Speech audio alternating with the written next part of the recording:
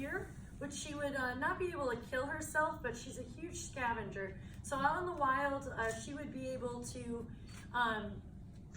be scavenging around, looking for some food, and if she saw roadkill or something, that's much easier for her to go after than to go actively hunt a fish.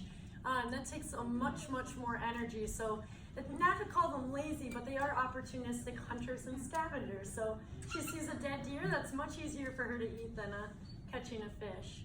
So make her an opportunivore? Opportunivore, that's great. I love that. Yeah, pretty much, yeah, an opportunivore. Well, Spirit, you're probably wondering how she came to us. She came from Juneau after she was found in a ditch. We imagine that she unfortunately was hit by a car and most likely head on based on her injuries.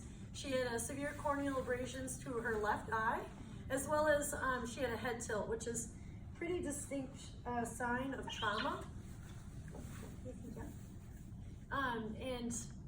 Or of head trauma. Typically though, if you give them a little bit of time, that shock will wear off and they'll be able, well, fine.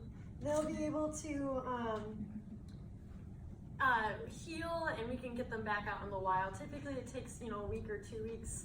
But however, in Spirit's case, when we had her in the larger enclosure thinking she was doing well, she continually kept on careening into the walls instead of going straight. And we surmised that it wasn't just based on her eye injury. Definitely there was something going on upstairs that wasn't quite right.